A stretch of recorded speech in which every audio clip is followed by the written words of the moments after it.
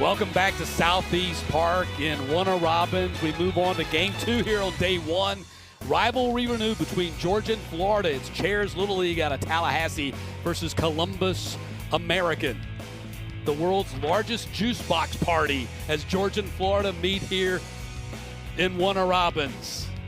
And here's a look at the regional setup for the United States. You see the Southeast region there in the gold, stretching all the way from West Virginia, Shady Spring, West Virginia, to Tallahassee, Florida. And those are the 8 state champions we have playing here in Warner Robins this week. Matt Stewart along with Jack DeLongchamp, thanks for joining us. And here's the tournament format for those not familiar. We got 8 state champions. It's modified double elimination, which means when we get to the championship game, it's single elimination. And 6-inning games, that's the thing that hits you the most here. 6-inning games, it's late pretty quickly in these games. Happens fast. Man, my favorite tidbit, though, all rostered players will bat in continuous order, which means what? Every single young kid in the building today has a chance to play hero. Yeah, you're in the game. You're sitting on the bench, but you're in the game because you're going to bat. And here's a look at the batting order for Chairs Little League out of Tallahassee.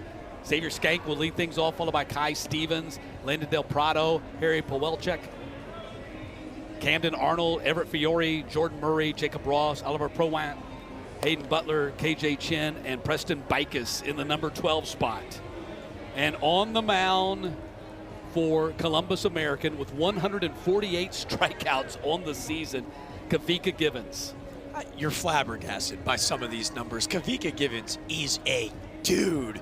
And yes, that dude hasn't cut his hair all season long, but it's a 3-pitch mix, and he feels really comfortable throwing strikes with all off-speed pitches. It's a breaking ball and a changeup for Givens. He can throw them in any count. It's an electric fastball, a really athletic young man, and Givens really excited to see him take on this stage today. Yeah, fastball is going to sit 62 to 63. He's got a 4-seam that runs in on the right-handed batters, so watch that. Should have a great pitching matchup here today. And the key, if you watched our first game, will be how do the managers approach this thing from the strategy standpoint of their pitchers? Because remember, they can only go 85 total pitches today, and then they got to come out of the game. And Givens, first pitch to Skank, grounds it to the second baseman and off the hands of the second baseman Keller, and Skank's aboard with a leadoff base hit or error, depending upon how they score that. Well, Xavier didn't give us any time to show some love. X or Cyborg, as his teammates call him. Great bat head, rolls over the right side and just kind of eats him up out in shallow right field. But I love the approach on both sides. Really aggressive in the box, but also Givens going right at the heart of this Florida offense, looking to get ahead early in counts. They do score that an error on the second baseman, so Skank aboard for Kai Stevens. Wears number 50 because he's from the 50th state of Hawaii. Who, by the way, always has a great team in the Little League World Series, or seems to at least. First pitch to Stevens was outside, 1-0. We saw in the first inning of our first game an error come around and score for Irmo. That ball is hit well to left field. Watch it, watch it. It's off the wall. Skank's gonna hit third and come home and score, and it's a 1-0 lead for Chairs, just 2 batters into the game. A long run-scoring double for Kai Stevens.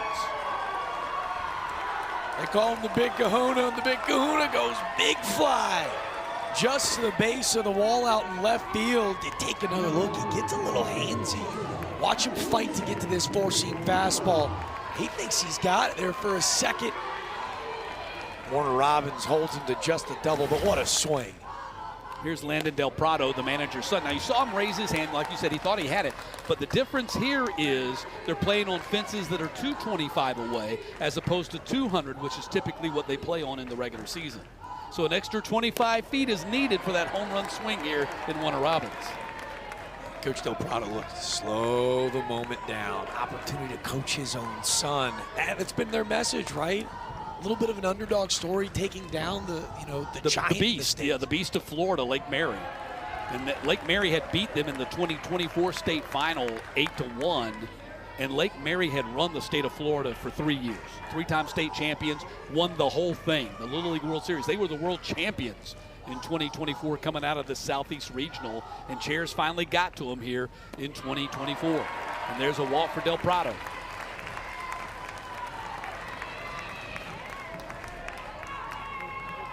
defensively, here's how the Columbus American team stacks up wearing their Columbia blue, their Carolina blue. Carver behind the plate, Moody at first, Culler at second, Martin at short, Willits at third. Then you have Crossman, Addison, and Duffy in the outfield, left to right, and of course Givens on the mound. Number 4 hitter in the order is Pawelczyk, who's the pitcher also for Chairs. I love the color schemes both teams got working here today. I mean, these are some sweet, solid, sharp pitch outside, 1-1. I was talking to Coach Pawelczyk, who assistant, pops here to Harry. He actually played at Chipola College, was a heck of a ballpark drafted by the Angels. I get a little Chipola vibes from these sweet sea in the green. Yeah. Ground ball hit to the shortstop, tossed to second for 1, and that's the only one they'll get as they cut down the middle runner. First out of the inning. Love it. Hey, easy peasy lemon squeezy, right? Taylor made double play, but he gets out of the left-handed batter's box really fast. So instead of trying to force it, feels like a Taylor-made double play. Love the maturity of Austin Culler to go, hey, I'm going to put that baseball in my back pocket, keep the double play in order, and allow Givens to go try to fight his way out of this. That's the big thing, especially in this first inning for both teams. Got to settle the nerves, take a deep breath, settle the nerves. Maybe saw that a little bit on that opening ground ball that was booted, and that run is coming around the score already. Here's Camden Arnold. Runner goes from second. They will not throw down. So second and third. Didn't want to risk the runner at third racing home. So now Pawelczyk's at second base, and Stevens standing down there at third. Pawelczyk runs well, too. I mean, like, I think defensively you're just going, hey, we're not going to make any more mistakes. Play really sound. Count now 0-2 as Givens connects on his first 2 pitches to Arnold. Camden Arnold had a big 2-run triple to jumpstart their 6-0 championship game victory over Lake Mary. And that was last Monday. He sends this one deep to left field. Back to the track, and right there on the track it's hauled in. Run will score from third, and it's 2-0. They're going to have a double tag here. Throw to the plate. He's safe. Pawelczyk scores all the way from second on a fly ball to left field, and it's 3-0. What a gutsy send. Chairs laying it all out on the line. They're going to score 2. First off, let's start with the play out left. What a great play by Crossman. Understanding where the track is, navigates up against the wall. He makes a perfect throw. Shortstop, good throw too. There's just no hesitation. The speedy, athletic Pawelczyk scores from second. And how about the leadership? Slow the moment back down again. This is just really aggressive work. So, Jack, when was the last time you saw a 2-run sacrifice fly? Well, I was this year's old today when I saw my first ever 2-run sacrifice fly. I remember Billy. Oh, we're going to go ahead. Going to have an appeal. No, Okay. they're going to say he touched. And they appealed to second, too, to see if he left early from second. We're just checking from third. They're just checking to see if he's were they. The What route- I want to know is were they. Did he cut the bag at third? Yeah, Okay, I think it's the excuse second me. run that they were checking to see if he touched third as he was tagging from second. Gotcha. I don't think they were appealing the tag See from if he third left to the plate. early. Exactly. Yes. Forgive us, a lot of moving pieces. A lot. Yeah, like we said, that was the first thing that hits you when you sit down and watch a Little League baseball game. They move fast. They move really fast. Ground ball is going to get down the line into left field. This could be extra bases for Fiore. He has the second, and that's going to be another double. Second double of the inning for Chairs. There's so many conversations to be had about, hey, pitch count, work long at bats, make the pitcher throw strikes. Chairs is going, nah, see ball, hit ball. They have come out and ambushed heaters out over the heart of the plate. This is an aggressive offensive unit. And just the emotion from Coach Del Prado in that third base coaching box tells you everything. This group is hungry. Here's Jordan Murray. First pitch to Murray outside. So Chairs Little League is out of Tallahassee, about 3 hours from here, 173 miles from Warner Robins.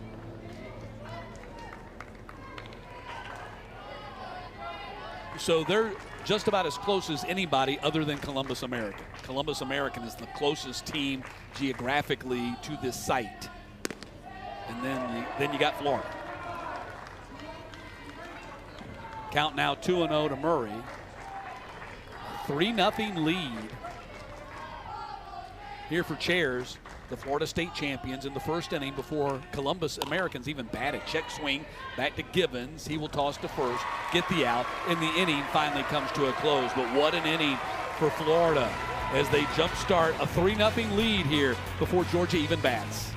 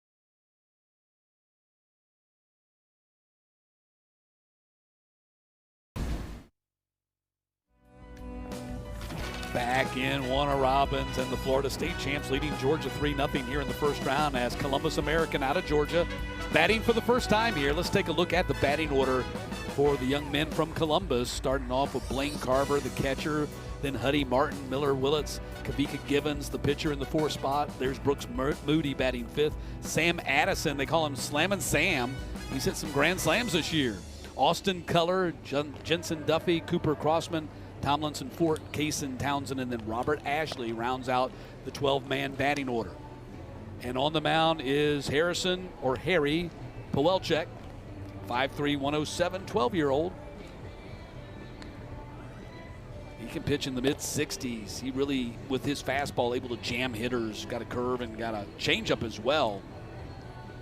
Yeah, it's a three-pitch mix, all first strike, an incredible athlete, very evident, tagging up from second base. We've already got some fireworks, but as an arm, he's been their ace all year. And I think when you've got Pops, who was drafted and played minor league baseball, like there comes this level of pedigree and understanding of what it looks and feels like. He kind of showed you in his tagline.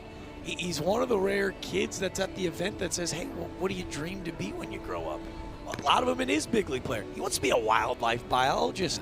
I love it, man. Like, what would you say? It's like 95% want to be an MLB player. Yeah. Which, again, like I'm 29, I still want to be an MLB player when I grow up, right? You think I got a chance to? Yeah, well, I think there's some tryouts around.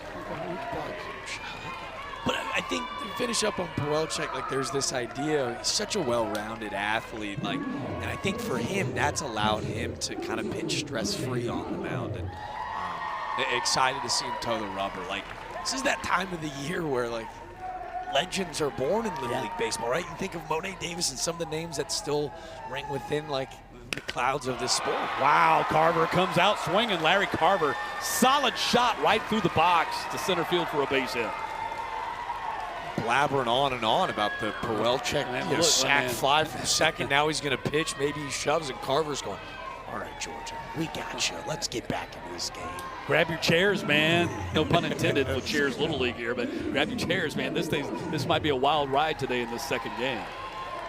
The world of TrackMan and Exit Velo, that was peppered. Yeah, that was good. Yeah. What a swing from Carver. Like to see those numbers. Yeah. Here's Huddy Martin.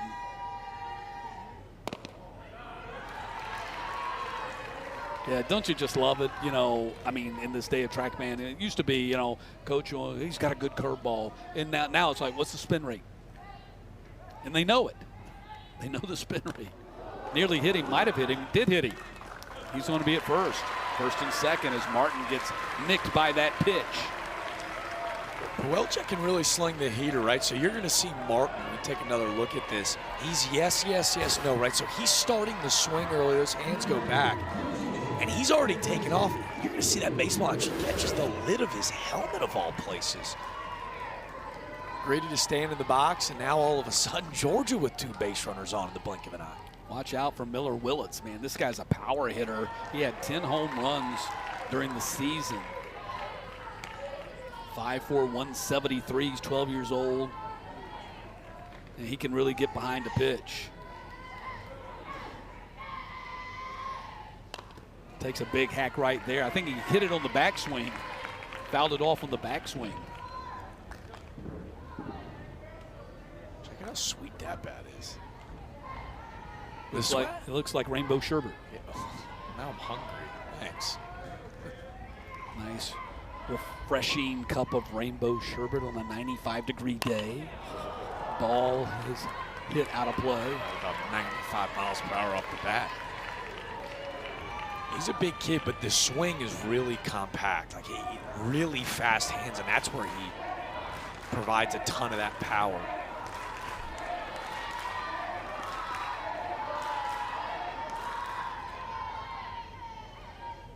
One, two, nearly hit him. Did it hit him? No, he went around. That's a strikeout. Trying to defend himself and get out of the way. Flinched the bat, crosses the plate. Is he just really defensive? Again, it's yes, yes, no. The hands are firing, ready to take off. Because it almost comes into hit, he's unable to keep that bat back, the wrist break. And Florida's got their first out of the inning. Here's Kavika Givens. This guy just exudes cool. We saw him down in the dugout, man. He is just a surfer dude cool. I don't know whether he surfs, but he looks like he could. Incredible flow, great swag, and great feel for the game. Swing and a miss right there, and it's 0-2.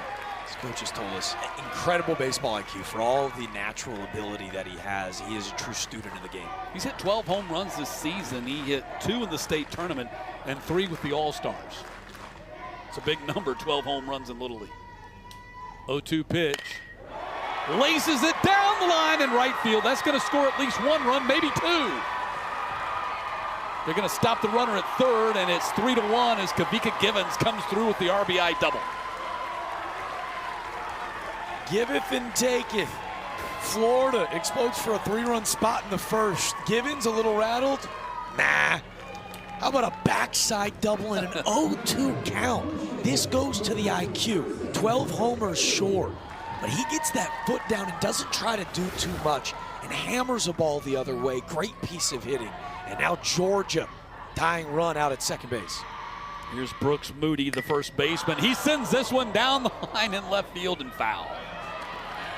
Man, guys aren't getting cheated on their swings in the first inning, are they? Hey, our game one, if you were lucky enough to join us, we combined for over double-digit walks. It was patient ABs. These two offenses got after it in the cages this morning. Yeah, it's like, man, we've been sitting in the hotel long enough. Give me the bat.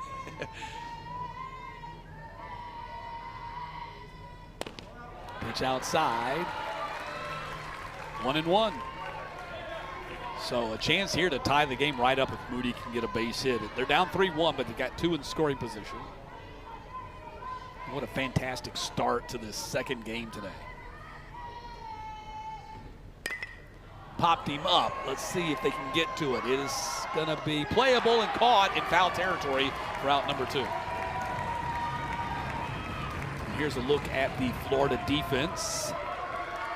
Fiore behind the plate, and then it was Arnold who just made that play in foul territory. Bike is at second, Del Prado at shortstop, and Stevens at third. Then you go Chin, Skank, and Ross in the outfield, left to right.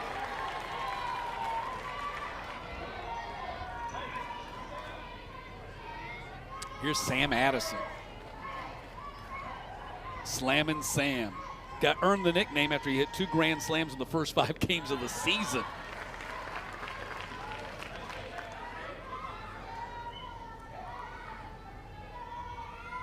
I'm still waiting on my first grand slam of my life. He hit 2 in the first 5 games of the season.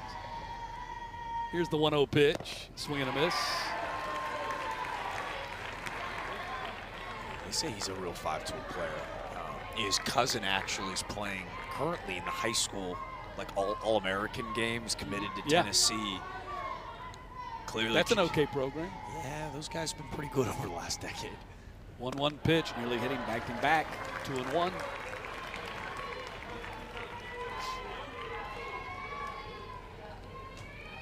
So still second and third, but now 2 down in the inning. Big hole on the left side, right 6 hole, shaded through the middle of the field. Swing and a miss. 2 strikes now. Pawelczyk a strike away from getting out of this little mini crisis in the first inning.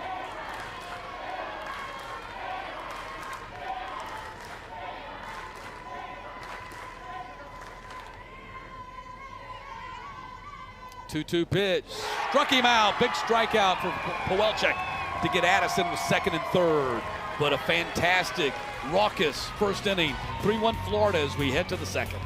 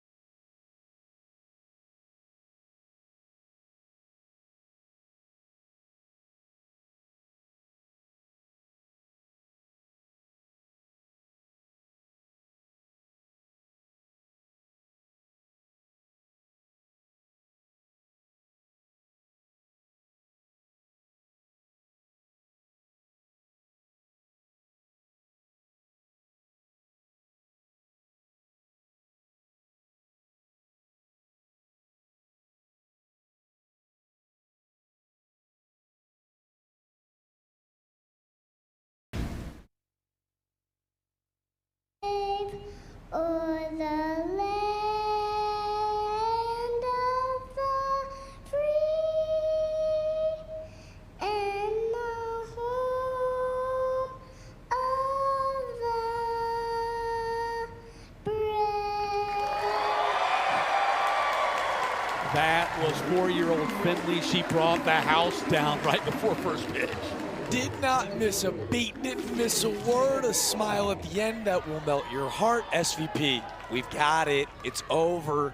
It's the best thing that you're going to see all day long. Heck, maybe all year long. That was incredible. Someone please pass that along to Scott Van Pelt's producers. That's got to be the best thing. It's the best thing we've seen all year long. Wow, the precious, cuteness, beautiful factor off the charts. Not even measurable in her little blue skirt.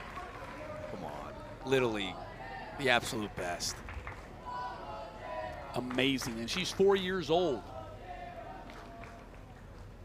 I don't know that I was eating by myself when I was 4. I still had to be fed. 29, I promise if you asked me to sing the anthem, I think I'd butcher a word or two. We got to get her to, like, Atlanta down the street, have her do a praise game. 4 years old. Amazing. It was unbelievable. It was great.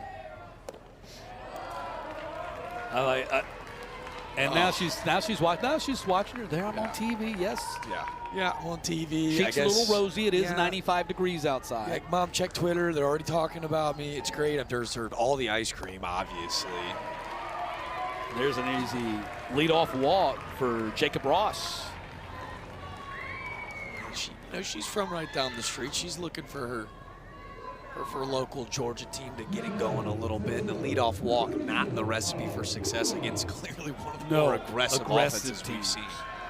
Now, the winner of this ball game will play tomorrow at 4 o'clock against South Carolina, that already won today, defeated West Virginia 4-1. Bunt is attempted and fouled back. And the loser has to come back and play at 10 a.m. tomorrow morning in the first elimination game of this regional against West Virginia. And our first game was great. I mean, it was 1-1 until the 6th. I'm sorry, 1-1 until the bottom of the 5th. No hitter into the 5th. It was. And the team that was getting no hit won. Yeah, turn in and go into the pen, and now all of a sudden that South Carolina team so deep, it jumps all over them. And I think that's what we're kind of seeing in this battle so far, except maybe on the other side, right? Offensively, both of these teams so deep. And Coach Del Prado with Florida, like, constantly looking to put pressure. Even saw a bunt and run earlier in this AB. Throw back to first base and safe. Barely. That's a quick throw by the catcher Carver down there, and they nearly caught Ross napping. He couldn't have walked it down there and put it in a better spot. Great accuracy on the snapback throw from Carver. Count is 1-2 from Givens. Swing and a miss. Gets the strikeout. Throw back down to first again. Not as close this time as Givens gets his first strikeout of the game. So Prowant is retired, and here's Hayden Butler.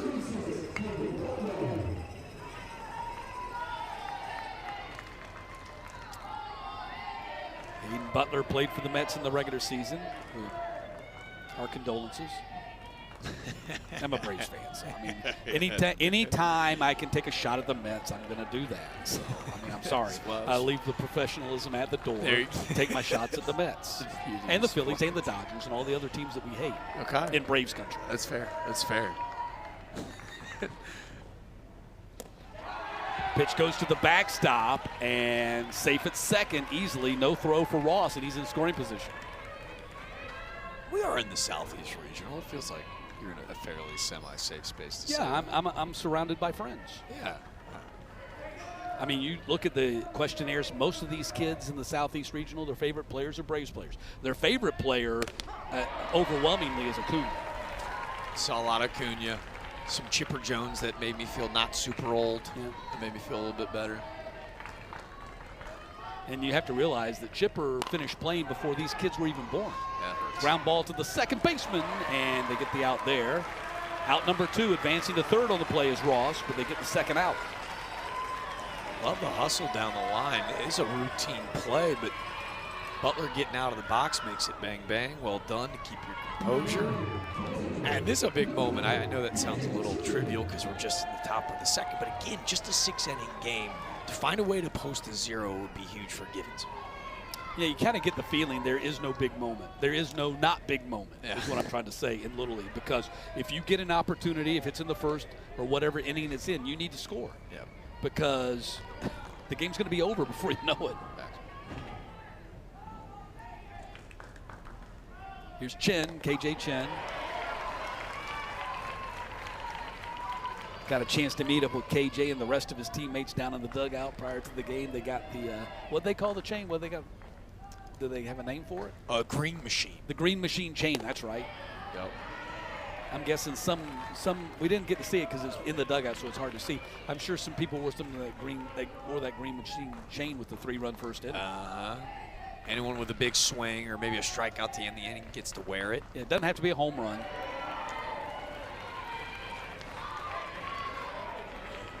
What's your best celebration, your home run celebration in college baseball that you've seen this year? Ooh, there were some good ones. There were some wacky personalities. 3-1, lace down the line. That's going to score another run. 4th run on the board as KJ Chen delivers an RBI single and gives Chairs, the Florida State champions, a 4-1 lead. No moment too big. I love this. 3-1, 2 outs. Now he gets a fastball and he doesn't try to get too big. Heater out over the heart of the plate. He just fillets it the other way. That's not unlike the base hit, the run scoring hit that Kavika Givens had in the first inning. You know, not trying to do too much. And here's the number 12 hitter in the order, Preston Bickus. 11, 12 years old, but the approach is so disciplined. Yeah, no doubt. Of course, his dream job is he wants to be an MLB player. Yep. Don't all of us. Go back to it. But his favorite athlete was Derek Jeter. His favorite ball player is Brandon Marsh from the Phillies. You can see that with the flow a little bit. He's letting it rip. Like, no, his hair's way too clean to be Brandon Marsh. He's got it. I don't know what he's got in his hair. And he's an Atlanta kid. He is. He went to Buford High School right there in the Atlanta area. He's a local. Givens is now at 40 pitches, the next one.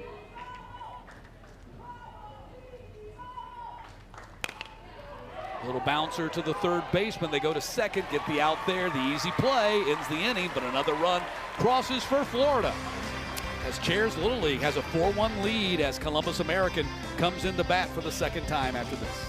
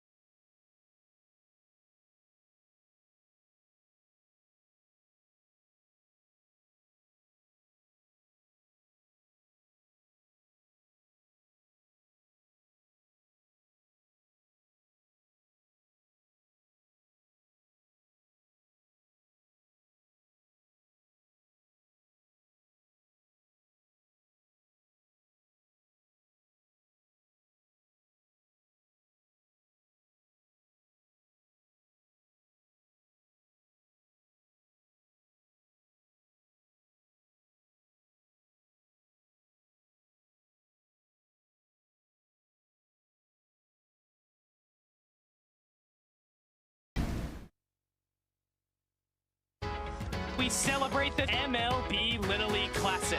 You get kids, you get big leaguers being kids. It's one of those days that brings Little League full circle. These kids are having an absolute blast. I wish I got to play in a stadium like this. It's everything we said it would be and a lot more. You are making memories for a lifetime.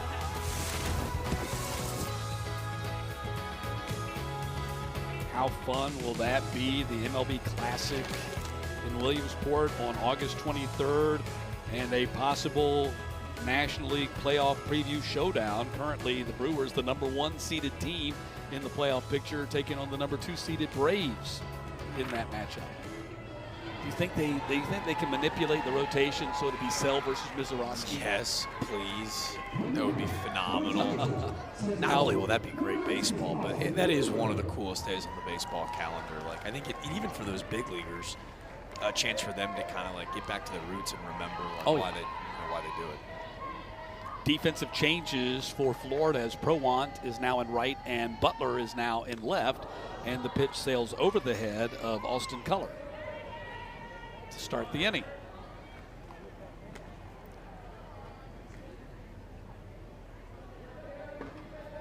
Culler, 5'4", 97 pounds, 12 years old, Aaron Cone Middle School.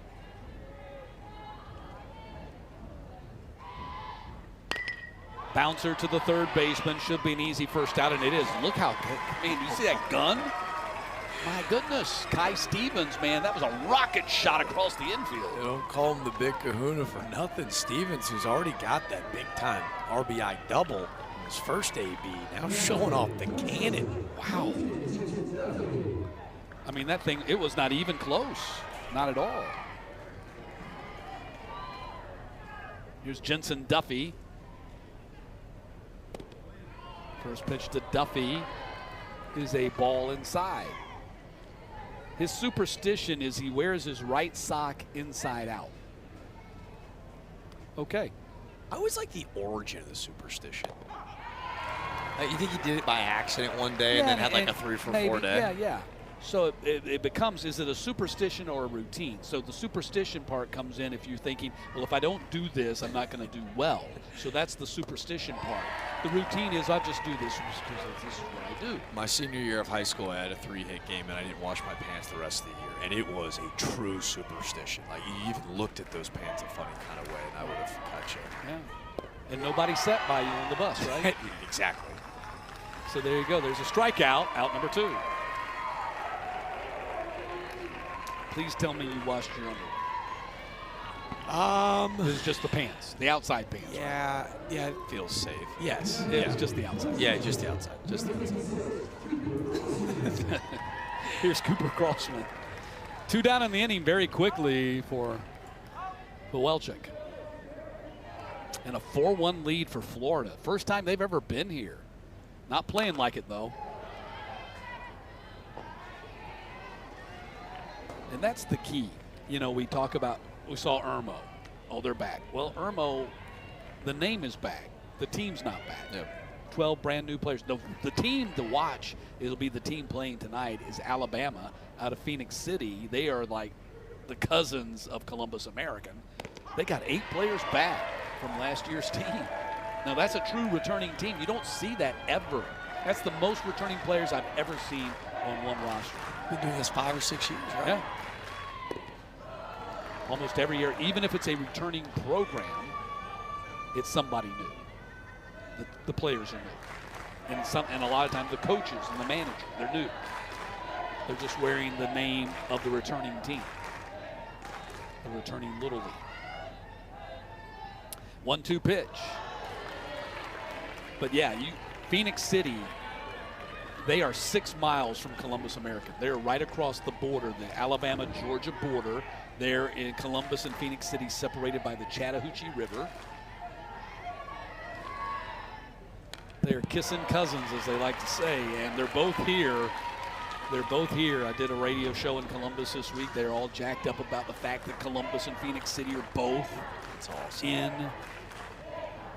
the Southeast Regional. They were plotting, they were looking at the bracket. Well, they could meet there. They might be able to meet here on Sunday. And how fun would that be? For that to happen, Georgia's got to win this game.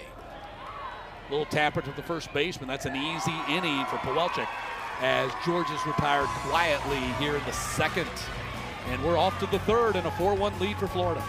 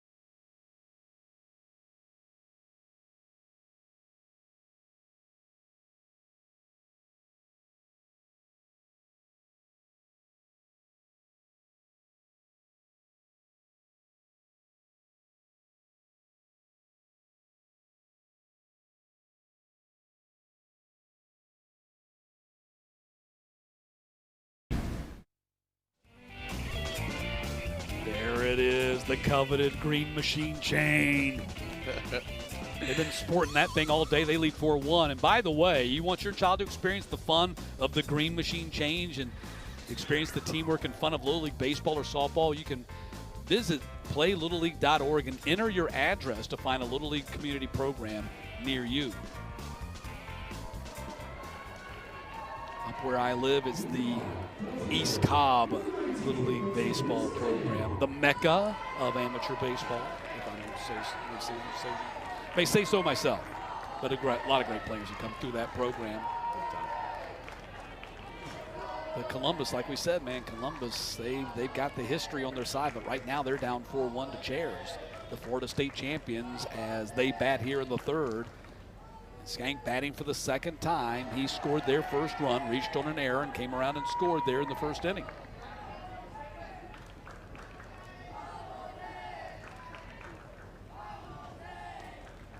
They say this Xavier is 5'6", 126, but look how long his arms and legs are. Man, he's got a lot more growing to do. Yeah, we noticed when we were walking around pregame, this is a physical team, and Xavier, who was really good on both sides of the plate, has been described as a true tone setter at the top of this lineup. He's a phenomenal soccer player, can really run, and to have a guy like that in your leadoff spot for that staff is been a breath of fresh air. And you were quick to notice the high pants. Big fan. Here's the 3-0 pitch from Givens. And missed with the pitch number 4. That's another walk for Givens. Another runner for Florida. And Florida has proven you don't give them free base runners because they can get them home. And not afraid to take off either, man. This guy can really run.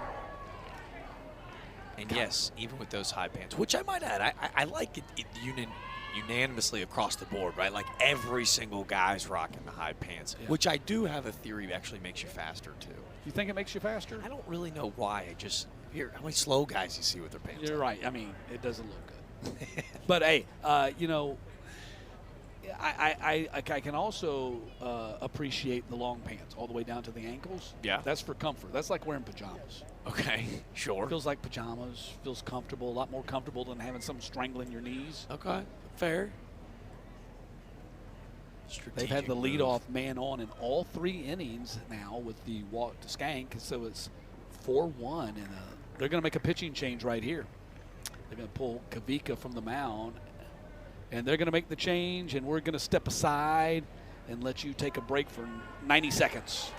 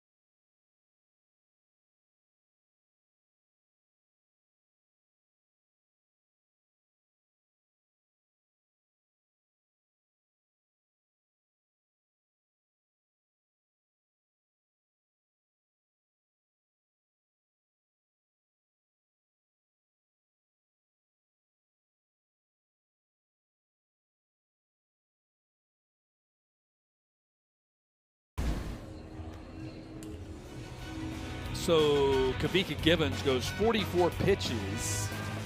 And here's a look at the pitching eligibility breakdown. So that puts him has to rest for 2 days. Yeah, it's kind of multifaceted, right? Hey, that first time through the lineup, Florida was pretty successful, so now you allow someone else to go get another shot. But then Kavika Givens has been one of their star players all season long. 2-day rest. Georgia can go on a real run, whether it be out of the winners or the loser side of the bracket. You bring him back after 2 days, and they turn things over to the big fella, Sam Addison. So Addison comes in here to pitch. He had been in center field, and so they moving to the mound. Another one of the, and we talked about this earlier, one of the great aspects of Little League Baseball. I love the fact that when you go to the bullpen, you don't really go to the bullpen, you go to center field and get the guy in center field to come in and pitch. So Addison, first pitch, gets to the backstop, and Skank's going to advance easily to second base and takes a wide turn there. They are very aggressive. We saw that in the first inning, not just with the bats, but also on the bases as well. We have not yet had a home run in the first 2 games of this regional, but Stevens came close. One hop the fence his first time up. Takes a big cut right there. Fouls it off. Yeah, he put it on the track. He one hopped the fence. It was a short hop of the fence, too. I mean, he nearly put it on the fence. And I thought it had a chance to get out his first time up. But he knocked in their first run of the day with that.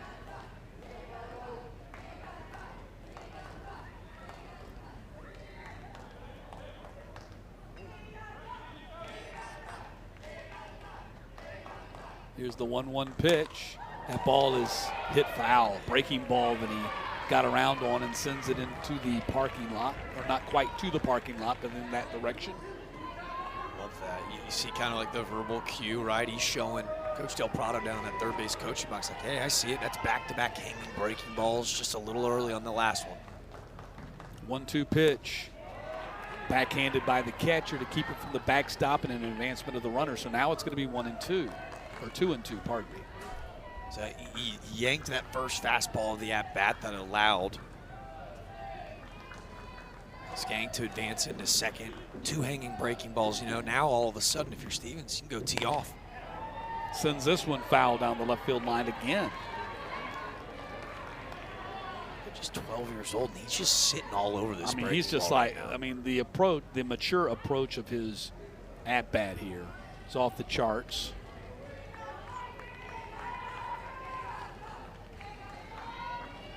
I was like blindfolded and swinging at the paper mache donkey. He's picked by backstop. It's a really good play going to that backhand.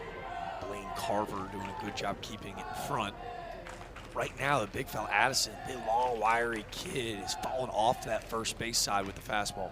3-2 pitch, back up the middle, base hit. Skank's gonna head to third, get held there.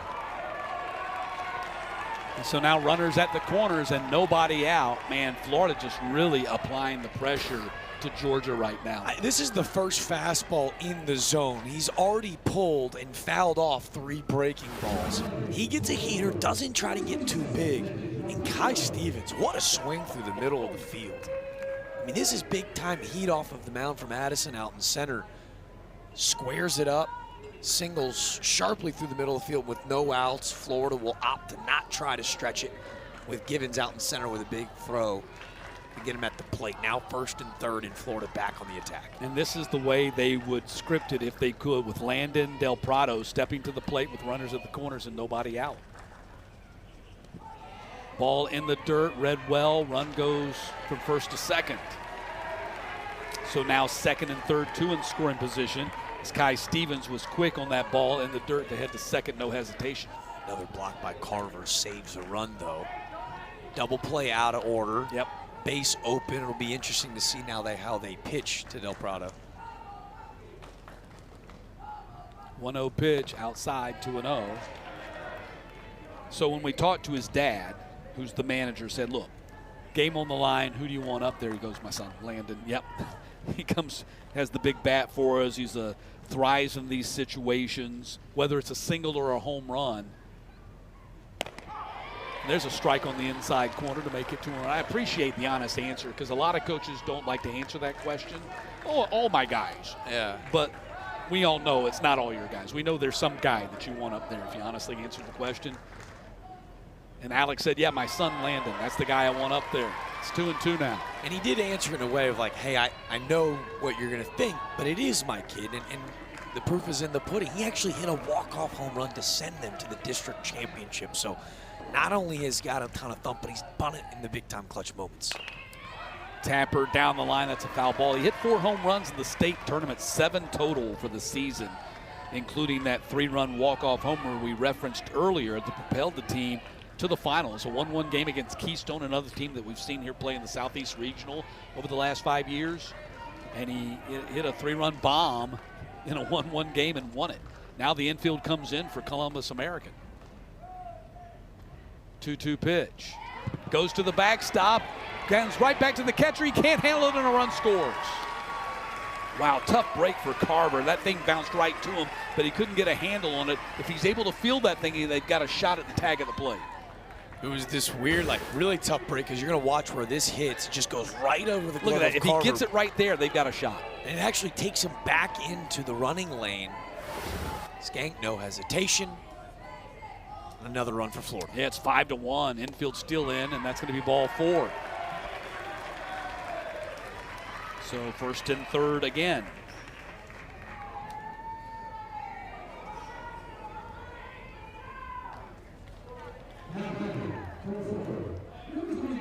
Florida has hit the ball well. They've also been very disciplined at the plate. They've had 6 3-ball counts. All 3 leadoff batters have reached and scored in this game. They lead at 5-1 here. Runners at the corners and still nobody out. Pitch inside. It hit him. Nicked him. Got his jersey. Bases loaded. So Pawelczyk is at first base, and that'll bring Camden Arnold to the plate with the bases loaded. There's just not a hole in this Florida offense. No. So as an opposing pitcher, you feel like you got to be perfect, and that's where maybe you see the center fielder starting to press a little bit. Kai Stevens hit 6 home runs this season with the infield in, batting bases loaded. Chance to really blow this game open and maybe start bringing the run rule into conversation here if they can clear the bases. That's a base hit, gonna score 1 at least. Gonna score 2. Here comes the throw to the plate and cut off, and it's a 2-run single and a 7-1 lead as Camden Arnold delivers. Here's what I love about this Florida offense, though, right? Hey, a walk, a hit by pitch. You know, sometimes you see an offense start to fall asleep and they put the bat on the ground and they let you get away with an early 0-0 fastball. Not Camden Arnold. He catches a heater, a clean barrel, deposits out to left. He's now got 4 RBIs dating back to his 2-run sac fly in the first. Yeah. So let's see if they stick with Addison here. It's now a 7-1 lead for Florida. A big hole now for Columbus American to try to dig out of. It's big right now. They can't let it get any bigger.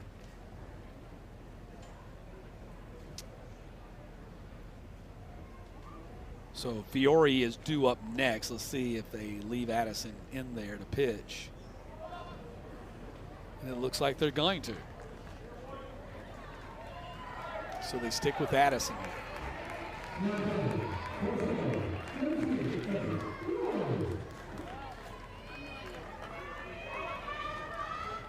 Somehow, some way, Columbus American's got to dig in here and keep no more runs from scoring. They're already down 6 runs.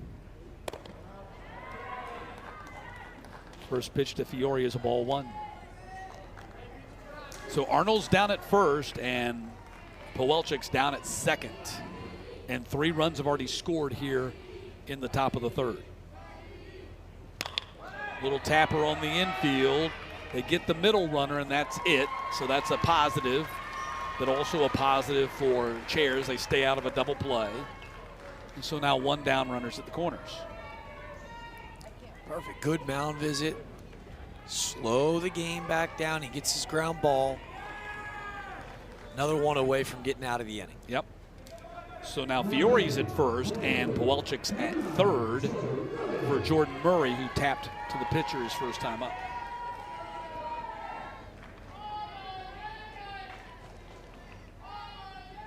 First pitch to Murray. Runner goes from first. They're trying to force a double steal here. They got it in play. Run scores.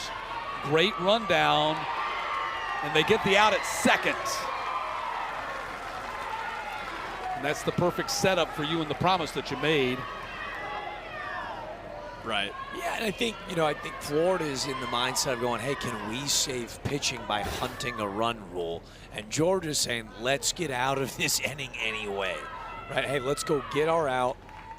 6-run deficit, 7-run deficit. It's all not great, but we got to find a way to build some confidence, get this offense back in the dugout. So Fiore gets in the pickle and scores the run. Yeah. Forgot about that. So they're going to challenge. We got a challenge going on under here from chairs. I guess they're challenging the out at second. They thought he beat the slide. So that's what the challenge is right here, that Fiore was able to beat the slide. Yeah, you're thinking to yourself, well, hey, in a pickle situation, you never want to run him back to the bag, right? But it did look like with that throw being a little bit high, does the tag come down on the upper leg? Were they able to get it down on the ankle before he's able to steal that foot in? And this would be crushing. If it gets overturned. For Georgia, right? So take a look at it right here. Yeah, it's hard to tell. It's a high tag from It is. Givens, but I actually watched the foot Yeah, from Fiore. I'm not sure that it's completely down on top of the bag until his actually knee slides in safely. So here he goes. Another look at it. There he. Tag goes down there. No, I think he's out. I do too. Because that foot doesn't actually It doesn't come in touch. Yeah, clean. you're right. Yeah. It went to the side, went to the inside of the bag, so he hasn't touched it yet until there. And I think the tag was on the shoulder before his leg, his knee, whatever it was, what body part there, and part of his leg hit the bag. So I think the call, my guess is, so we can start keeping our tally. This is our first challenge that we get to rule on. Yep. I'm saying the call will stand.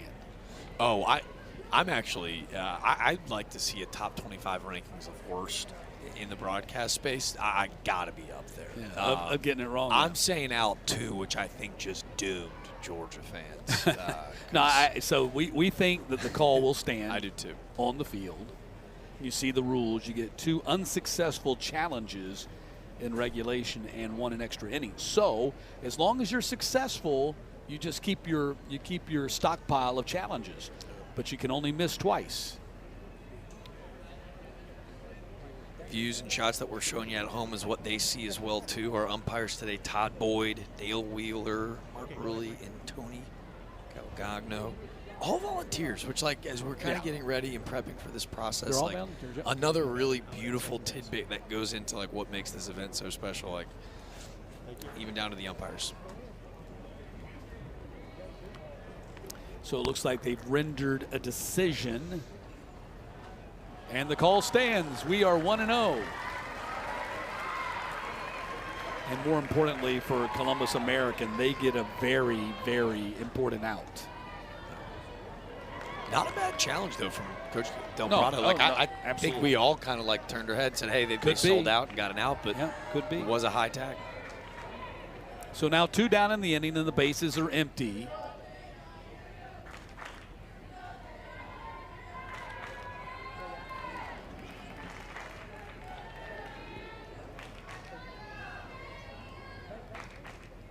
Here's the 1-0 pitch. Murray swings and misses, 1-1. But a 4-run inning here in the works for Chairs Little League out of Tallahassee. Hot shot hit the umpire. That's a foul ball, and hopefully he's okay. That's third base umpire Tony Calcagno. That's going to leave a mark. I only laughed because I saw him laughing, but goodness gracious. You can dodge a wrench, you can dodge a ball. Isn't that how the saying goes? Scorched off the bat, nowhere to go. It was foul. I'm in foul territory. We're in good position over here. Yeah, he was in foul territory, of course.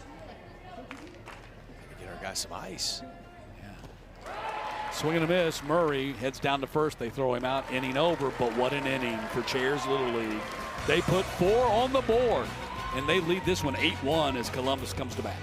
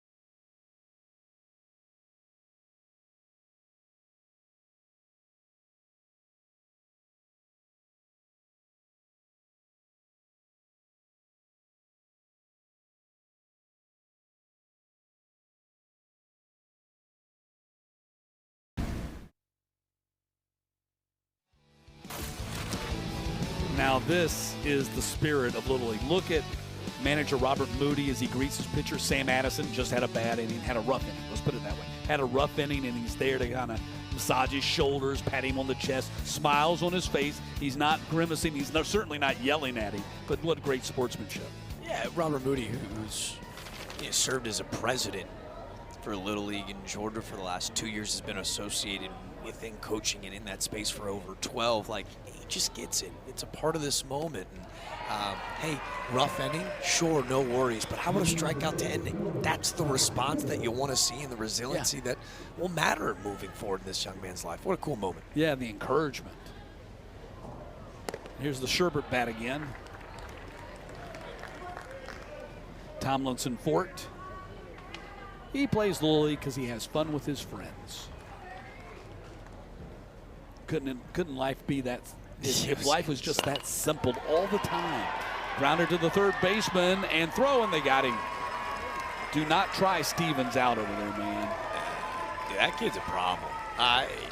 Florida's able to go on a little run and continue to show some love on the Sunshine State. This guy could become a star in Williamsport. Look at this guy. In on the run. Look at the heat behind this throw. We've already seen him do it with the bat. Kai Stevens, the big kahuna, as they call him. And he pitches for them. Afternoon. He pitches for them, but the scouting report is he relies more on his off speed. Hard to believe. Yeah.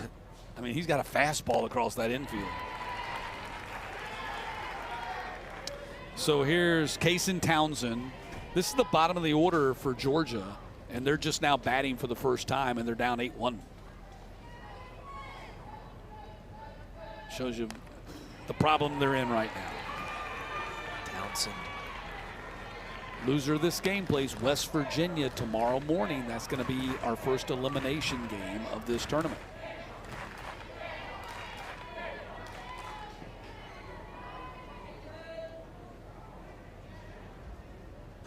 Here's the 0-2 pitch.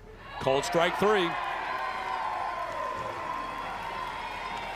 Another nasty pitch Boelchek, who's really started to kind of ease into this baseball game, has found that breaking ball. He gives up the run in the first. It was a single, and HBP almost found a way to weasel his way out of the inning, but that secondary pitch for him has been really lethal. It's a heavy fastball in the 60s. Yeah, he has retired 7 in a row since giving up that leadoff double to Givens, a fly ball off the bat of Ashley, and long run. It's gonna drop in for a base hit.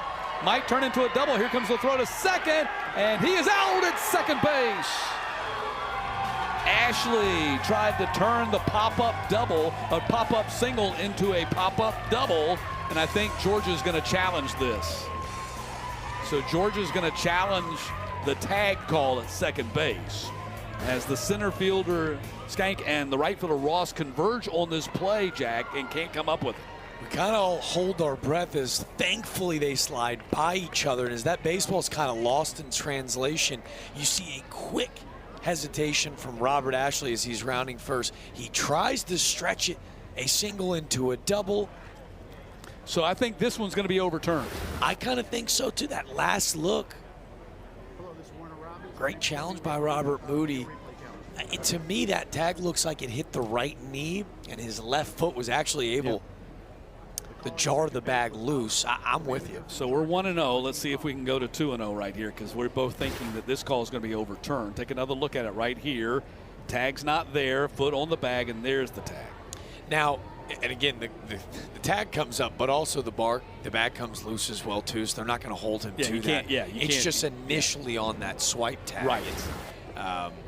Man, kudos to those center fielders, Skank, who obviously that baseball gets by you. They make a perfect throw. The awareness to grab that ball and get it back in, not give up on the play, not be disappointed that they didn't make the catch, but stayed in the play and got the ball to second base, recognizing that Ashley was trying to get there.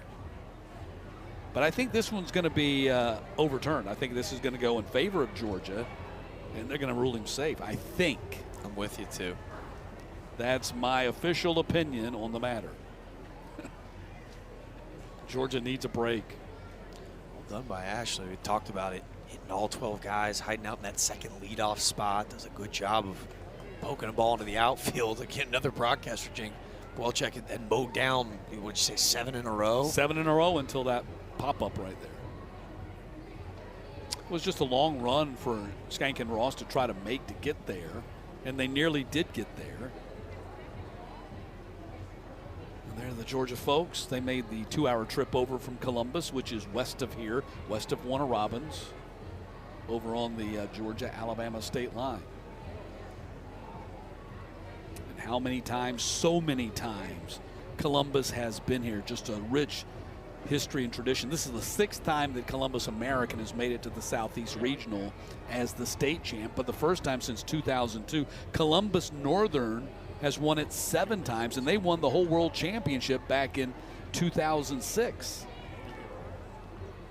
So I think we've got a call rendered. That was kind of the heyday for Georgia. Oh wow, we lose. We're back to square one. We're 1-1. As the call stands, I thought they would overturn it, but they don't. The out at second ends the inning, and we'll head to the 4th with a 8-1 lead for Florida.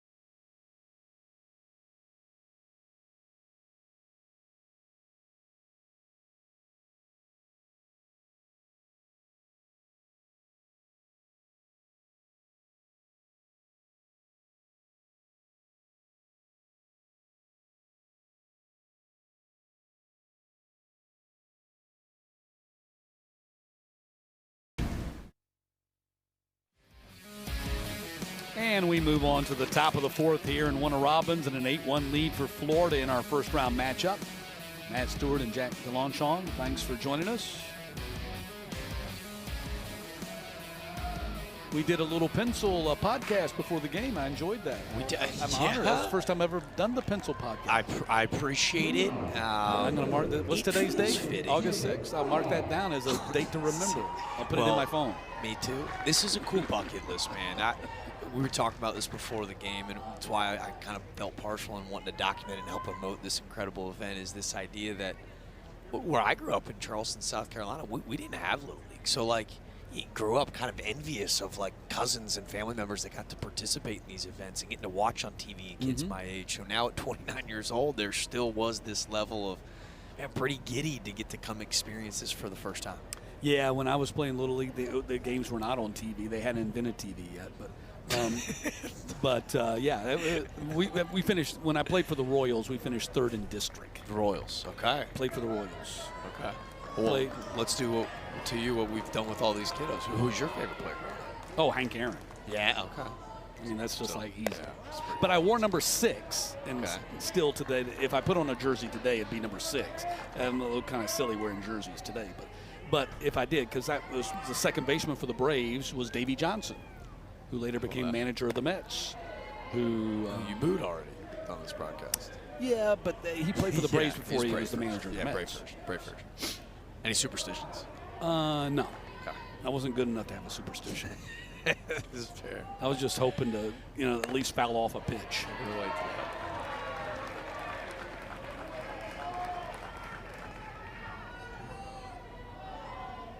that. So quickly 3-0 the count to the leadoff hitter, Jacob Ross. And that's a 4-pitch walk. Inauspicious start here for Georgia. Now we are in, and this is part of I love this part of the game.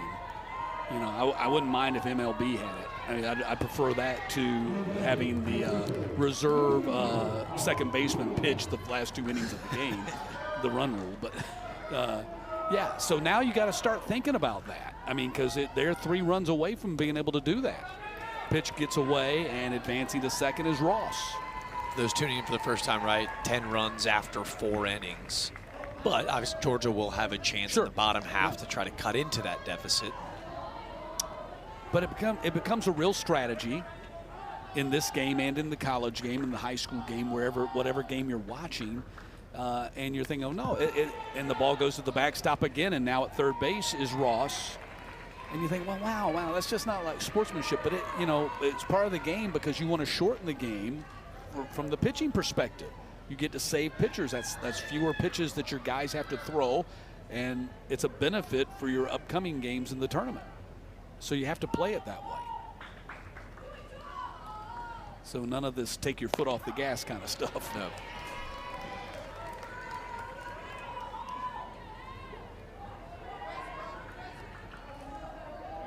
So the count's 2-1.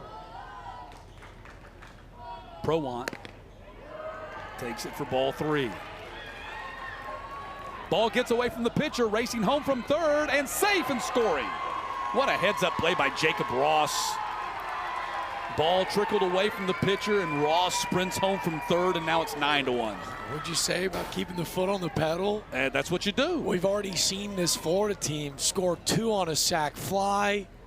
1 slight miscue in Florida, ready to take advantage of another miscue. Great shot from our center field cam. So Ross starts the inning, Jack, with a 4-pitch walk, goes to second on a wild pitch, goes to third on a wild pitch, scores on a ball thrown back to the pitcher that trickles away, not far, just a few feet away, and heads up scores. And now another walk for Prowant, and we might have a pitching change right here. So now you have what potentially would be the 10th run coming to the plate as a score opportunity.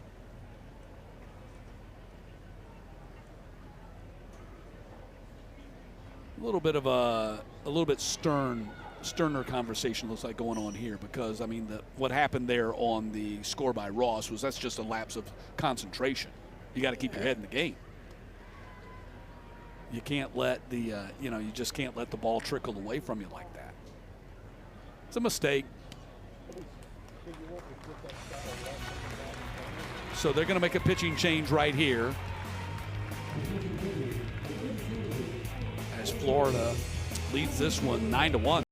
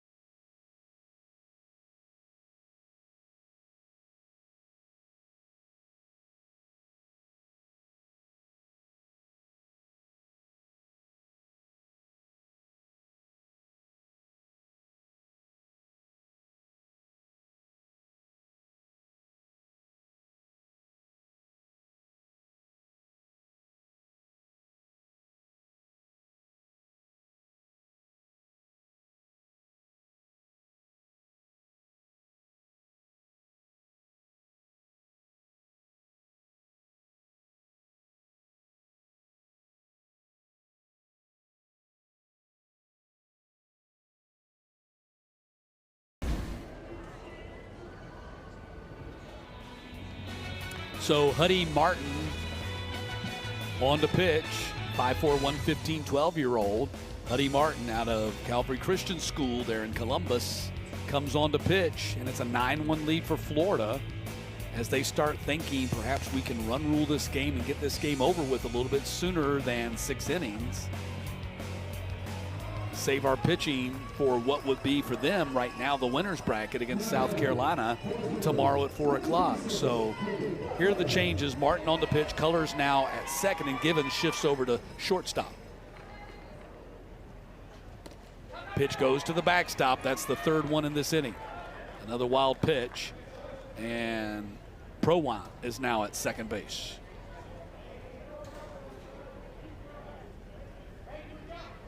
Things are coming apart right now. Yeah, this is a Georgia team who's got one heck of a journey to get to this point. I don't even necessarily think that the environment has kind of gotten them out of their ballgame. I think this Florida team has just put an immense amount of pressure on them out the gates. That ball is hit down the line, foul ball. Nobody can get to it. No, I agree with you on that. I mean, this is one of the things that's kind of the eye-opener for you when you get to the Southeast Regional. You've beaten the best teams in your state. Now you're playing the best teams in your region. The team that you're playing today is also a state champion, just like you. Yeah. They've been through a journey just like you. They've scored a lot of runs and shut down other teams just like you. So. And this Chairs team feels like they're on a 3-year journey. We kind of talked about their back-and-forth rivalry with Lake Mary, a team that you had referred to. For Little League fans or not, just know that Lake Mary team from Florida feels like they're constantly in Williamsport, right? This is their first time ever appearing in the Southeast region. Like, they are a team on a mission. Undaunted by the challenge, leading this first game by a score of 9-1. Outscored their opponents 19-4 in the state tournament. Now they play a little bit different. Every tournament's different. Another pitch to the backstop, and this time no advancement, as it bounced right back to the catcher Carver. So they play pool play. They play pool play, 3 games in their pool, and then the winner of the pools meet for a 1-game championship. So everybody's different. Virginia, who we will see at 4 o'clock today. I mean, they had the bouncer back to the pitcher. They get the out there. Nice play. Nice play by Martin. Very much head in the game, aware, and throws out the base runner. So what I was saying about Virginia, they played pool play, and then after pool play, then they go into a bracket. They got a quarterfinal, they got a semifinal, they got a final. So they ended up playing 11 games in their state tournament. That's more than anybody else here in this region. In Virginia, SYA Youth Association Little League out of Centerville. They'll be up next against Nolensville. You talk about a name. You talk about a brand name in Little League. Nolensville. And they're up next. Gauntlet. It's going to be a gauntlet to get out of the Southeast Regional. Count 1-0 to Butler.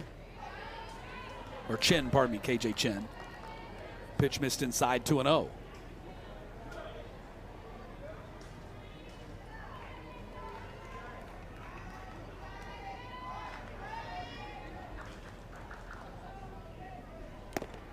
Swing and a miss. Foul tipped into the mid of Carver. The approach approach from Chen. Remember in his last at-bat, Yep. 2 outs and a 3-1 count. Hammered a fastball to right field. Great piece of hitting. 2-0. Gets a good hack off. It's hitting the back. Yeah. Oh. Yeah. We can get a replay of that. Up 8. Could easily get out of the way and try to stay in the box. He gets hit by a pitch and lets out a WWE-type bellow. Watch the response. Yeah. Looks like a guy hitting the wallet. Sure. Gritty and smart, huh? Well, we told you in his first at-bat. What does he aspire to be when he grows up? KJ Chen, he wants to work for NASA. Well, now I see a little WWE in the grit, KJ Chen. So we're two-way in the adult life as well. So here's Bickus, the number 12 hitter in the order now. They've got the potential run rule. Now, it won't end the game right away because Columbus has to get another at-bat. But you got 2 runners on. You got the runner at first base. Chen would represent the 11th run, which would be a 10-run lead if they can get him home. Pitch missed inside to Bickus, and Bickus being the number 12 hitter, they're back around to the top of the order. And those guys, man, look at all the damage. The top of the order, the first 4 hitters in the lineup have scored 5 of their runs. The 2-0 pitch missed inside to Bickus. They've just proven to do such damage in a unique way, right? They came out the gates. We talked about the swings early. They have now worked 9 3-ball counts. They've now worked 6 walks and 2 hit batters. In that first inning, it was a ton of knocks, right? So this is 9 runs, 5 hits. The leadoff hitter has reached in all 4 innings. Obviously, they scored those 2 runs on a sac fly. Like, how unique has they been offensively to beat a team? Yeah. 3-1 in there for a strike, 3-2. Now, his favorite subject in school is culinary. I'm like, what? Culinary? There's no culinary in elementary or middle school. That's the right answer, right? Culinary? Lunch. Let's go eat lunch with his buddies. And he draws the walk. Bases are loaded. You think that's what he meant, or do you think they actually at Swift Creek Middle they've got a culinary class? I forgive me, Swift Creek. When I was in the 6th grade, my favorite subject was recess and lunch. Right? Yes. So I would assume lunch. I could be wrong. We've got a couple days to find out. We'll have to ask him post-game. So if we see him delivering the post-game orange slices, then we'll know. Kevin Mahoney, our stats guy, says they do. They have a culinary class. Kevin's so good, and I'm so wrong. Pitch goes to the backstop. Nobody's going to advance, though. That thing went trickling all the way up the third base line. How is that? What do they got? Like Chef Ramsay? Pretty awesome. Chef Ramsay is the instructor in our culinary class. That's amazing. I promise you, when I was 12, I probably couldn't even spell culinary. Nevertheless, enroll in the classroom. Or kitchen, excuse me. We had math, we had science, we had social studies, we had recess and lunch. Maybe some other things. I don't know. I can't remember. So look, we're going to have a pitching change right here. Another pitching change for Columbus, and Martin's coming out. And we'll step aside as it's going to be Cooper Crossman's chance to pitch.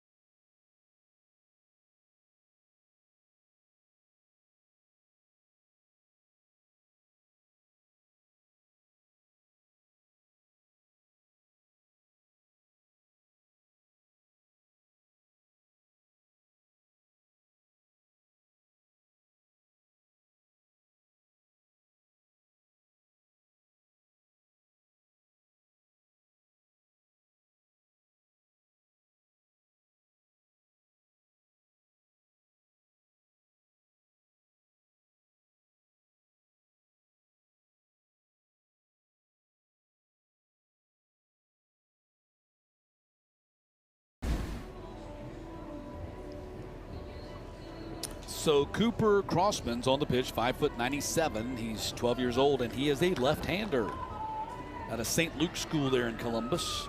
He's got a nice, polished delivery as he watches warm-up pitches. Notice it even just in infield, outfield, the way that he ranged to catch fly balls, and then even in his first at-bat, took a really professional AB. The swing was clean, and now on the mound, I'm sold on the young southpaw. Well, he comes in, jumps right into the frying pan because the bases are loaded for Florida, and they've got a 9-1 lead. So now what would be a 10-run lead is standing out there at second base for them.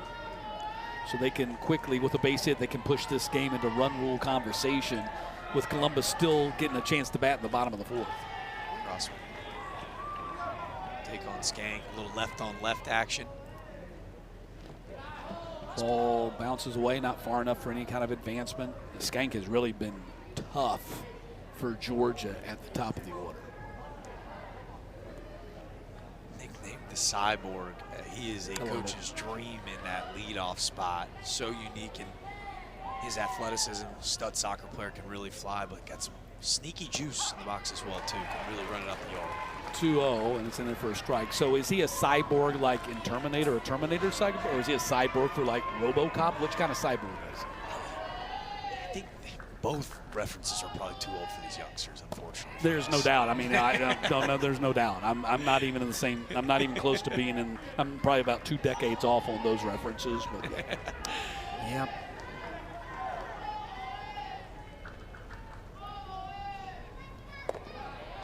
There's the bases loaded walk that makes it 10-1.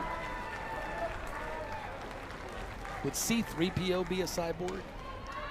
I think we're in the right ballpark there. Yeah, that feels. He's a nice cyborg. You think of cyborg though, you think of like some. Gnarly. Yeah, you think of someone who's going to kill you. C-3PO is going to. He's a droid. I'm told. Braden, our producer, says C-3PO is a droid. No, I think R2-D2 is a droid. We're wading into scary Star Wars water where their fans will come attack us. Yes, exactly. You know, exactly. You can't talk about it unless you know what you're talking about. Don't try to talk about it. I think I know my stuff. You do? I can play. Kind of like this kid. Kai Stevens has been a monster. He has. He's gloved it well down at the hot corner playing third, but in the box, he's got a chance to put a dent on this scoreboard. Just missed a homer in his first at-bat. Yeah, ball bounces away. Here comes another run. Throw off the mark, and now it's 11-1. So now we are in that run rule conversation. And Stevens wants to leave, no doubt. He would love to. I think he'll be swinging for the fences out here. You see the young man creeping up next to the fence wearing his glove out there. He's anticipating there might be a home run coming.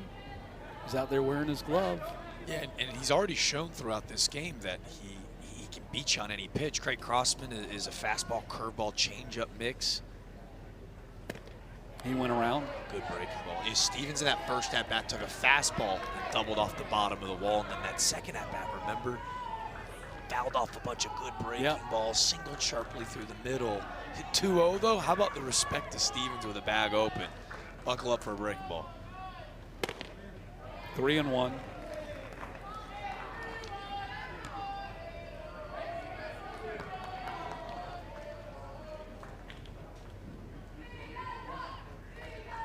Outfielders playing deep as they should be. 3-1 pitch. Ball 4, bases loaded. Start to see the moment speed up a little bit.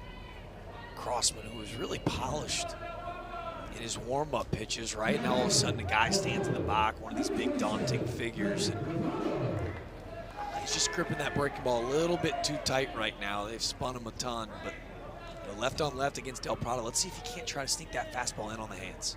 8 walks now for the Columbus pitching staff here in this game. And they trail 11-1 as Chairs Little League out of Tallahassee, Florida, bats here in the top of the fourth with a very comfortable lead. Pitch is fouled off. You saw Cal Raleigh was his role model. Wow, what a tough year for Cal Raleigh, right? After dream season. I mean, a historic season, right, as a catcher. Yeah. Like no one's done it before, switch hitter. Yeah, met his dad back, used to do games when his dad was the head coach at Tennessee, Todd Raleigh. And so in retrospect, I'm thinking back, so when we were doing, I'm sure he was running around the dugout, some little kid. For sure. And now look at him. ESPN's own Bobby Miranda, who coached at Western Carolina, tried to get him on campus in Cullowhee. Ball is laced into left field, gonna drop for a base hit. 2 more runs are in, and it's 13-1. A big 2-run double for Del Prado, and the horse is out of the barn.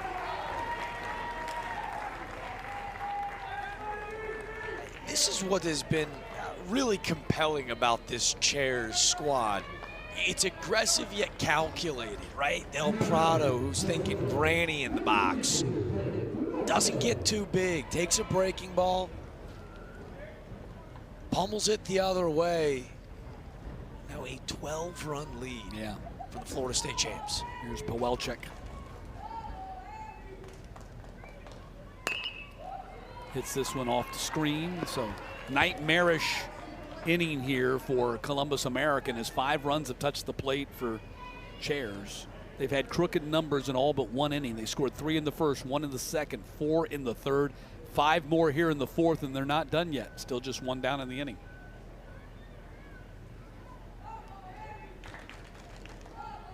Oh, 1 pitch in there for a strike.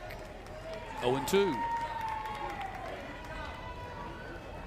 I mean, if this Florida team can keep this up, I mean, what we've seen, especially out of the top 6 hitters in their order, they're going to be tough in this regional. Line drive down the left field line.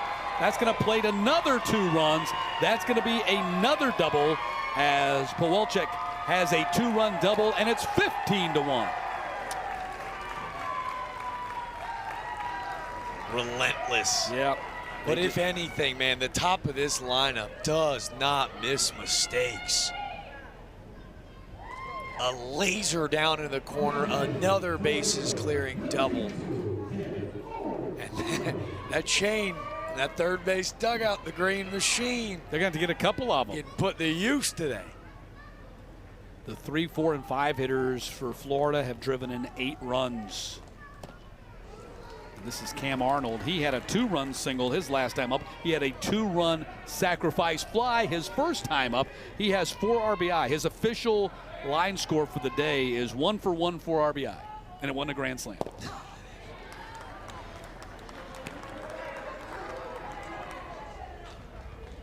Might not eat before games, but he is eating in the batter's box today, man. Tell you what. Fouled off.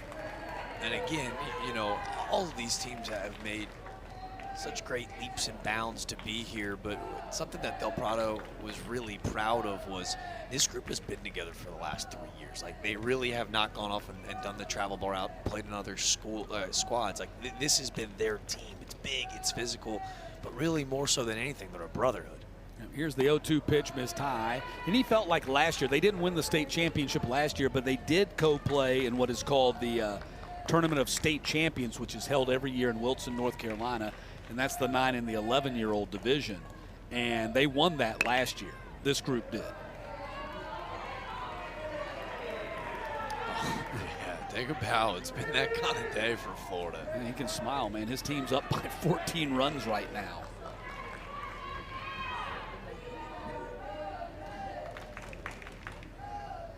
Here's the 1-2 pitch, and that is in the dirt, advancing to third. Another runner. Pawelczyk's there. Right there in Tallahassee. I think Link Jarrett and the Seminoles are probably keeping a scouting. Keen eye. You think so? Is it too early? I'm sure there are rules against this, but man, this team, dangerous. Nothing keeps them from watching, taking Yeah. notes. I was really shocked when I found out in our preparation that this is the first time Tallahassee, you think of all the great baseball that's played in Tallahassee, first time a Little League Tallahassee team has won the state championship. Arnold draws the walk, and he just continues to mushroom for Florida. Well, I think there's something to be said, something that Del Prado also did with this group. They did a players-led free clinic where these 11 and 12-year-olds were actually coaching the clinic.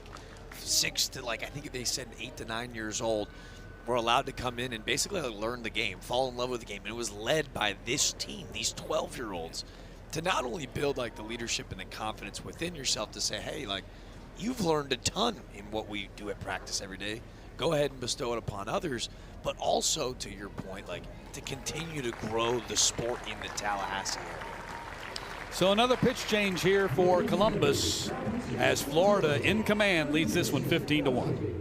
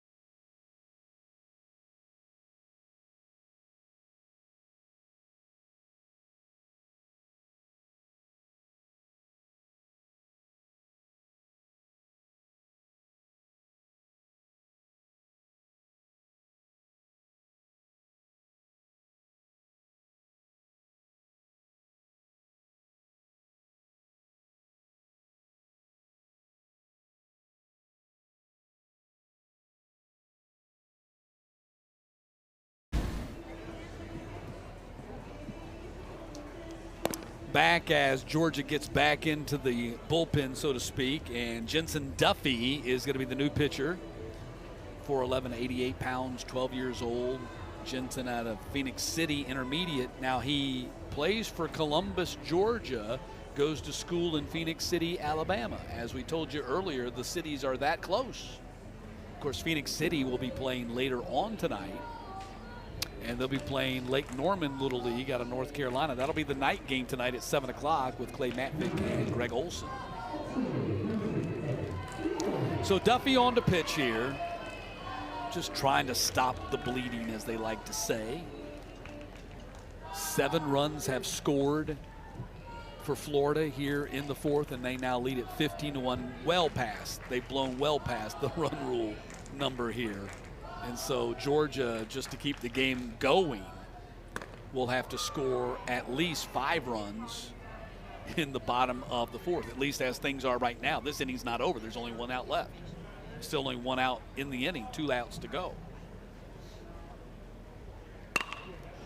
Wow, hit foul down the left field line. Tell you what, we've seen a ton of foul balls way off into the distance from this Florida squad, man. I'm not sure if they're hammering that tire in the backyard or what, but they do not get cheated. Like, they go up and they get their A+ hacks off. And that's something to really teach, like for little guys watching from around. The only way to learn how to hit the baseball far is to go swing the baseball bat hard. That's a base hit. Another run's going to score, at least 1. And wide turn. Now he's going to head to second as the throw comes towards third and cut off by the shortstop. And that is another run, 16-1.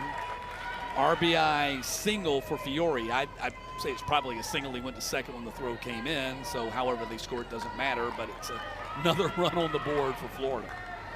And again, right, like we talked about it, he's way on time early for the off-speed pitch that he yanks foul. And that, by the time the fastball shows up, right, he stays within himself, the hands stay quiet, and a line drive to left center field. Great piece of hit. Ball hit in the air to center field. Let's see if the runner tags. He will not. Strong throw. Great throw from Ashley in center field. Heck of a play by Robert Ashley, right? Playing deep. Chairs continues to keep mashing the baseball. He's got to go a long way to come catch this rock, and then a perfect throw right on the money prevents the runner from tagging up. So they've officially batted around, and when you batted around in Little League, that means you've sent now. This will be the 13th batter to come to the plate. So courtesy runner out there for Murray, or pardon me, for Fiore will be Murray. So he'll be the courtesy runner. Jacob Ross hit to the third baseman, and the inning finally comes to a close. But wow, an 8-run fourth for Florida. They get a chance to run rule this game when we get back. They lead at 16-1.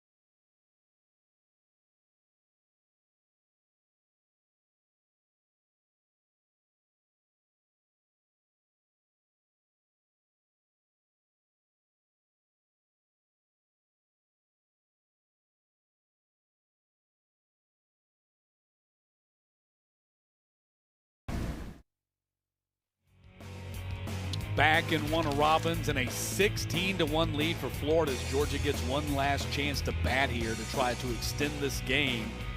They'll have to score 7 runs to make that 6 runs to do that. They got to get to under 10-run deficit in order to keep this game going, to keep from being run ruled here in this first round matchup. Come on, look at those immaculate vibes here in the Southeastern. Just relaxing under the scoreboard. And then you got the folks who show up in their lawn chairs and park them up there on the hill underneath the shady trees. It's just it's just, all you need is like a tall glass of lemonade. Here's the deal. I'll bring the lemonade. Not sure if we've got any fans that are listening, but I think that's where I'm heading to do my homework tonight. Sitting up on the hill? Stick around, be a fan, get ready for you and I's games tomorrow morning. If anyone's got an extra lawn chair, I'd love to come join Jack's you. looking for a lawn chair. Hey, and if you stick around, does your promise to the grounds crew still stand? Oh, yeah. So, it just might. It just, I'm yes, telling you. I'll double down. You're going to double down on that. Ground ball hit to the second baseman. This should be the first out of the inning, and it is, as Carver is retired. So just to fill you in, and we hope this doesn't come into play, but I'm going to expose you. Yeah, please do. We were down on the field prior to the game, and we're talking to the grounds crew, and you said that if they needed, he would help. You said you did. You said you would help pull the tarp if they needed it. Full team effort. Many hands make light work.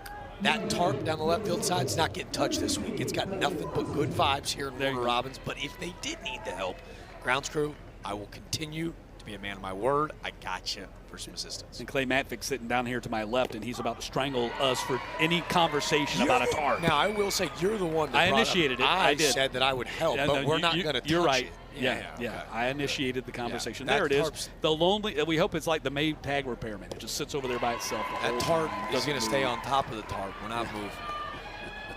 So no tarps off, right? No tarps off. Completely World Series this week. Here's the 0-2 pitch. In the dirt. Great block. Count 1-2 to Huddy Martin. For future catchers that want to play in these games, man, up 15 could easily just go ahead and attempt to just pick that baseball. But Fiore, man, it's clinical, right? Knees replace the feet. Ball stays within that cylinder. Great work. Does it again. Ball bounced in the dirt. Yeah, man, he's not thinking it's a 16-1 game. I don't need to block this. Who cares if he gets to the backstop, right? There's nobody on base. No, he's doing his job. Love it. Here is the 2-2 pitch. Swing and a miss. No, fouled off. He got a piece of it. Stays alive. I think at this age, I mean, obviously at the big league level too, right? They talk about how the best catchers are the ones you don't notice. I think at this level, it's very evident. And we've seen some really good catchers today. Blaine Carver for Georgia's been phenomenal. Has really had to bust his tail, but it's where you can really make a huge difference, right? Now all of a sudden, like, it can make a pitcher's life significantly easier. So when you bring a guy into the game like Camden Arnold, the new reliever for Florida, when you got a guy you can really trust back there, it's a difference maker. 2 balls and 2 strikes. So the winner of this game, which right now strongly appears to be Florida, will be playing South Carolina tomorrow at 4 o'clock in the winner's bracket. And the potential loser of this game, which looks like it's going to be Georgia, will be playing West Virginia at 10 a.m. in our first elimination game of this regional tomorrow morning. So that's the tough one, those elimination games. Yeah, not looking forward to that. Well, I mean, you find out, what kind of character, what kind of, can they dig deep and get over? Do they have a short memory? Can they get beyond the disappointment of what happened to them in game 1? I think it's going to be a tough one there for Georgia, especially the way they've been beaten here today. It popped up for out number 2. You learn a lot about them, and I more so meant not looking forward to the emotion it's and how wholesome this event is, right, to watch those dreams kind of come shattering down, if you will. It's also an opportunity to learn a lot about these kids, right? Yep. Like, hey, a loss is a loss. Doesn't matter if you lose by a run or by 15. You're right, exactly. Tomorrow's a brand new day. Yeah, we're not keeping aggregate. No. Here's Miller Willits. So what happened yesterday, the score yesterday, that's all yesterday and not applicable to the next day. 2 down here for Columbus. There's a strike, and it's 1-1. Again, stick around. Coming up at 4 o'clock, our next game, Virginia versus Tennessee. SYA Little League out of Centerville, Virginia, playing Nolensville out of Tennessee, and that's a 2-out base hit by Willits to keep things alive for Georgia. Oh, man, love that from Miller Willits. He's met down the first base side by his pops and assistant coach Michael Willits, who told us a really cool story before the game. He said he got a little teary-eyed, man. He goes, I actually brought Miller here when he was 5 years old. He goes, and when I found out we were going to be in the first base dugout, I got goosebumps because we sat just 4 rows up in the bleachers above this same first base dugout. Fast forward 7 years, and now they get to do it together, father-son, on this diamond, on this stage. Really cool. Dreams realized and goals reached. Here's Kavika Givens batting for just the second time. He did double when he batted way back in the first inning and drove in their only run of the game.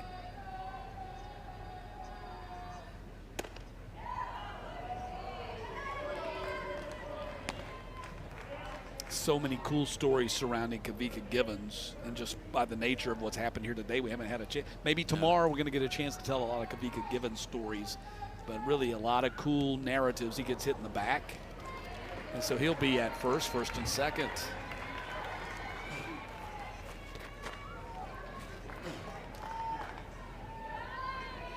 Say it ain't so from Georgia. Yeah, Georgia, I mean, they're down to their final out, and they got to score.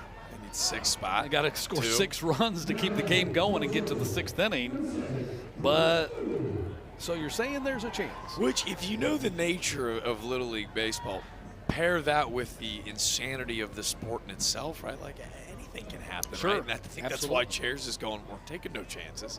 We'll send some kids on down to the bullpen to get loose and warmed up.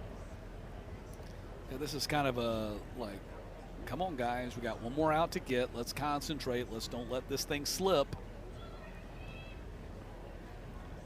Don't start thinking about those post-game slushies just yet.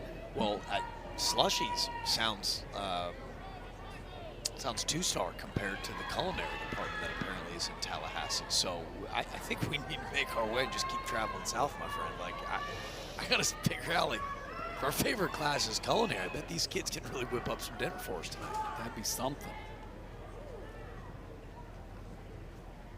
It's a little highbrow for me. I was taking my lunch to school in my Scooby-Doo lunchbox. Yeah. Had a G.I. Joe lunchbox that got stolen. Oh. And I have not gotten over it yet. Someone took my G.I. Joe lunchbox. I turned my back and it was gone. That's tough. And all these years later, I'm still searching for it, waiting for it to pop up somewhere.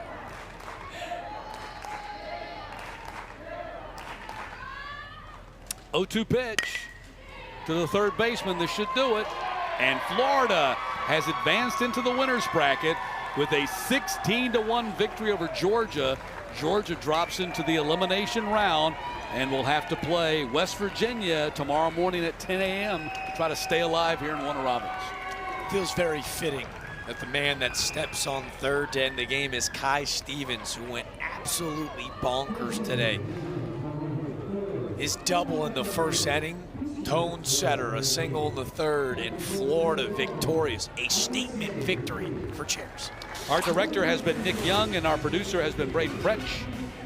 My partner has been Jack DeLongchamp.